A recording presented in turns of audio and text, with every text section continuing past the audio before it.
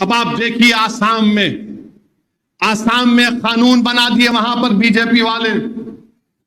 क्या कानून बनाए कि मुसलमानों की शादी का जो एक्ट है 90 साल पुराना कानून निकाल दिए। और क्या बोल रहे बीजेपी वाले कि हमारी शादी होना स्पेशल मैरिज एक्ट के तहत। खुतबा कौन पढ़ेगा फिर निकाह में, और फिर महर कौन देगा दुल्हन को। यानी अब आसाम में अगर मुसलमान शादी करेंगे कानून के लिहाज से तो ना काजी साहब रहेंगे खुतबा के लिए, ना दुल्हन को महर मिलेगा। तो फिर ये तो इस्लाम का बहुत बड़ा रुकन है, ये महर देना दुल्हन को। वहां पर बीजेपी हुकूमत ने ये वो कानून को बंद कर दिया और कहा कि स्पेशल मैरिज एक्ट में आपको रजिस्ट्रेशन करना पड़ेगा। अच्छा, स्पेशल मैरिज एक्ट में उसमें जो अगर स्पेशल मैरिज एक्ट में शादी होती तो जायदाद का बंटवारा पर्सनल लॉ के तहत नहीं होगा मुसलमानों का। हमसे शरीयत को छीनना चाहते हैं। महर तो गायब हो गया, तो महर मुअज्जल देना पड़ता। अगर फौरन दे रहे तो दे दो, ये दिए, बाद में दे रहे तो वो भी लिखना पड़ता। गायब हो गया, निकाल दिया बीजेपी ने वहां पर। तो मुस्लिम महिलाओं से बड़ी मोहब्बत मित्रों को, वजीर आजम को, मेरी बहन है, अरे फिर बहन को महर नहीं मिलना। आसाम की हुकूमत ने कानून पास किया और आसाम में 51% मुसलमान, 51% मुसलमान टॉप के 20% गरीबों में आते। 51% मुसलमान, और गैर मुस्लिम कितने आते? 1/3 खाली।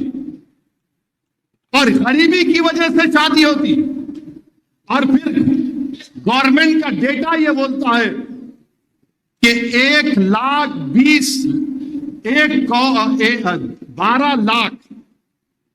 12 लाख बच्चों की शादी हुई। कितने मुसलमान हैं उसमें? सिर्फ 11% हैं। 84% तो गैर मुस्लिम है। और आप बोल रहे नहीं हम ऐसा करना चाह रहे। इस पर कोई नहीं बोलेगा, कोई सेकुलर पार्टी नहीं बोलेगी। क्यों नहीं बोलेगी? उनका वोट नहीं मिलता। अरे सच्चाई तो बोलो तुम लोग।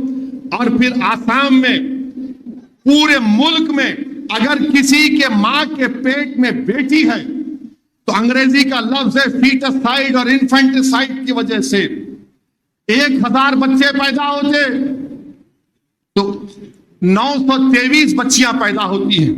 तो 2036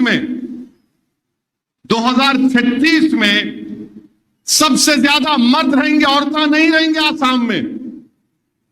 और 2019 से आसाम में बच्चियों की पैदाइश कम हो गई।